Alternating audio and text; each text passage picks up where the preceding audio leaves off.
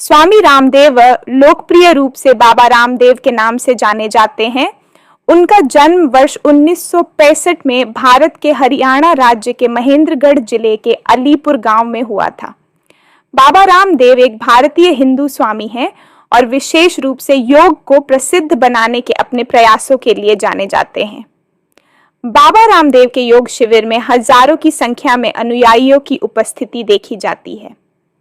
बाबा रामदेव दिव्य योगा मंदिर ट्रस्ट के संस्थापकों में से एक हैं। बाबा रामदेव का मुख्य उद्देश्य जनता के बीच योग को बढ़ावा देना है। रामकृष्ण यादव के रूप में जन्मे बाबा रामदेव ने हरियाणा के शहजादपुर में 8वीं कक्षा तक पढ़ाई की और बाद में योग और संस्कृत की शिक्षा प्राप्त करने के लिए वह खानपुर गांव के गुरुकुल में शामिल हो गए। अंततः बाबा रामदेव ने सांसारिक जीवन त्याग दिया और अपने मौजूदा नाम के आधार पर एक सन्यासी नाम मठाधिकारी का जीवन अपना लिया। बाद में बाबा रामदेव ने जींद जिले की यात्रा की और कालवा गुरुकुल में शामिल हो गए और हरियाणा में ग्रामीणों को निःशुल्क योग का प्रशिक्षण देने लगे। बाबा रामदेव ने अपने जीवन के कई साल भारतीय प्राचीन संस्कृति और परंपराओं को सीखने में व्यतीत किए और साथ ही ध्यान, तपस्या और स्वतः नियमित योग का अभ्यास भी किया। बाबा रामदेव ने हरिद्वार में एक ऐसी संस्था जो योग और आयुर्वेद की उपचार शक्तियों का शोध करती है, पतंजलि योगपीठ ट्रस्ट की स्थापना की। इसके अलावा यह संस्था आसपास के ग्रामवासियों को कई मुफ्त सेवाएं भी प्रदान करती है। बाबा रामदेव के शैक्षणिक शो कई धार्मिक टीवी चैनलों जैसे आस्था और अन्य टीवी चैनल जैसे जी नेटवर्क, सहारा वन और इंडिया टीवी पर प्रसारित किए जाते हैं और स्वामी रामदेव देश भर में ही नहीं विदेशों में भी कई योग शिविरों का आयोजन करते हैं। वर्ष 2007 में KIIT विश्वविद्यालय, Kalinga institute of industrial technology ने योग के वैदिक विज्ञान को लोकप्रिय बनाने और स्वामी रामदेव को उनके योगदानों के लिए मानद डॉक्टरेट की उपाधि से सम्मानित किया था। दिसंबर 2000 की प्रेस रिपोर्ट के अनुसार स्वामी रामदेव ने यह दावा किया था कि उन्होंने योग के उपयोग से एड्स का इलाज भी खोज लिया है। इन प्रेस रिपोर्टों के जरिए भारतीय केंद्रीय स्वास्थ्य मंत्रालय ने स्वामी जी से इन दावों को रोकने के लिए कहा और कहा कि अगर वह इन झूठे दावों को नहीं रोकते हैं तो उन पर कानूनी कार्रवाई की जाएगी। बाबा के अन्य दावों में से एक यह है कि 7 बार सांस लेने वाले व्यायाम के अभ्यास से यकृत, स्तन, प्रोस्टेट, गर्भाशय और मस्तिष्क, ब्रेन ट्यूमर सहित के कैंसर तक का इलाज संभव है।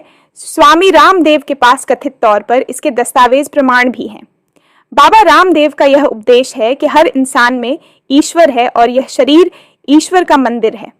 स्वामी रामदेव वसुधैव कुटुंबकम, संपूर्ण विश्व एक परिवार है, में विश्वास रखते हैं और वह जाति, संप्रदाय और धर्म के आधार पर भेदभाव का समर्थन नहीं करते हैं। बाबा रामदेव की सबसे जरूरी मान्यताओं में से एक यह है कि सभी जीवों के प्रति सच्चा प्यार और करुणा ही सच्ची उपासना है।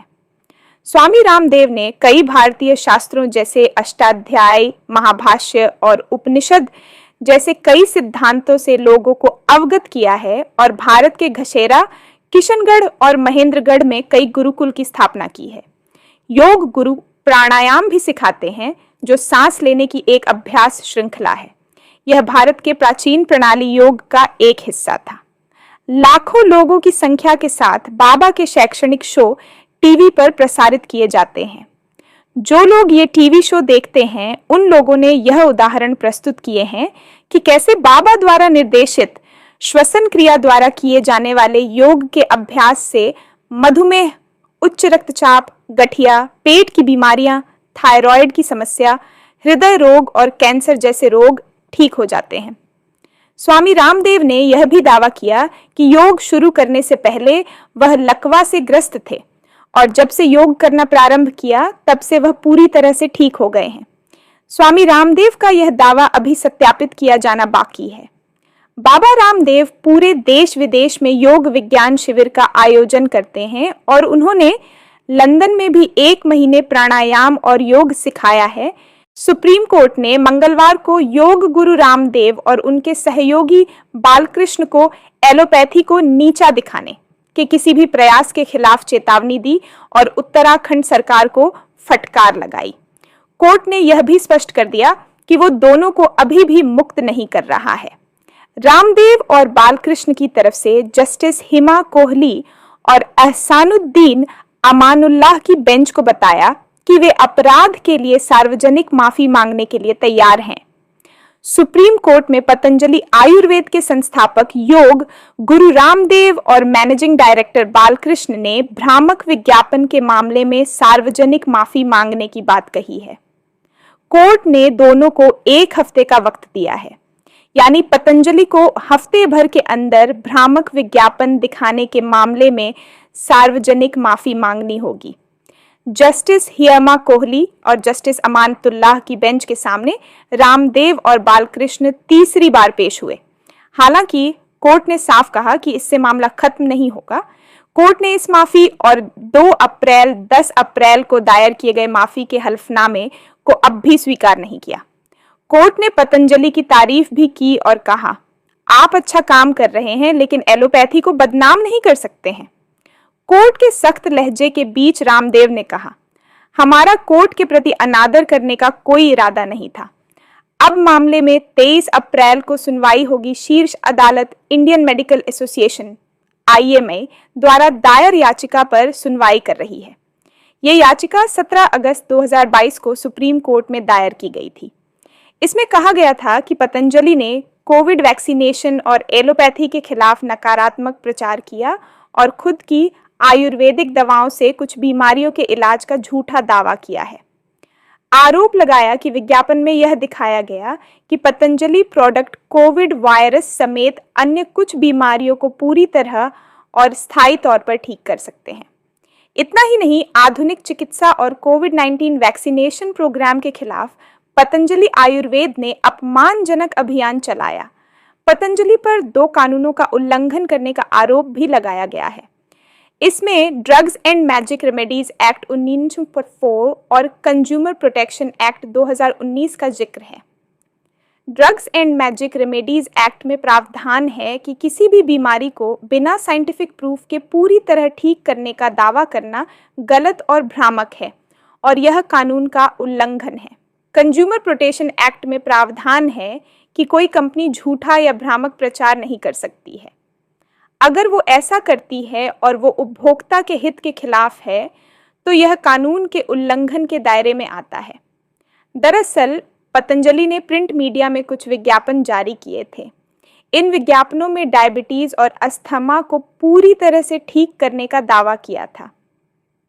मंगलवार को रामदेव और बालकृष्ण की ओर से पेश वकील ने कहा, हम कोर्ट से एक बार फिर माफी मांगते हैं। हमें पछतावा है और हम जनता के बीच माफी मांगने के लिए तैयार हैं।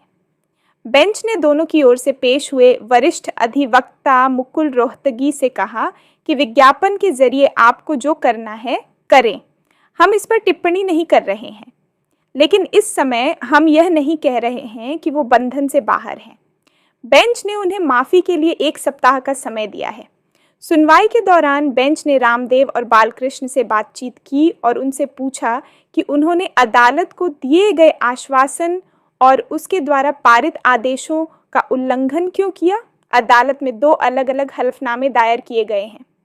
एक हलफनामे में रामदेव और बालकृष्ण ने सुप्रीम कोर्ट के पिछले साल 21 नवंबर के आदेश के बाद बयानबाजी करने पर माफी मांगी है। अदालत को दिए गए आश्वासनों के बावजूद पालन न करने और उसके बाद दोनों द्वारा मीडिया में दिए गए बयानों से पीठ नाराज हो गई थी। बाद में कोर्ट ने नोटिस जारी कर यह बताने के लिए कहा था कि क्यों ना उनके खिलाफ अवमानना की कार्यवाही शुरू की जाए। इससे पहले 10 अप्रैल को सुप्रीम कोर्ट ने मामले की सुनवाई की थी और बिना शर्त माफी मांगने वाले हलफनामे को स्वीकार करने से इनकार कर दिया था। कोर्ट ने भ्रामक विज्ञापनों के मुद्दे पर ढिलाई बरतने के लिए उत्तराखंड के लाइसेंसिंग अथॉरिटी को कड़ी फटकार लगाई थी। सुप्रीम कोर्ट में जस्टिस अमानुल्लाह ने 21 नवंबर 2023 को सुनवाई के दौरान कहा था, पतंजलि को सभी भ्रामक दावा करने वाले विज्ञापनों को तुरंत बंद करना होगा।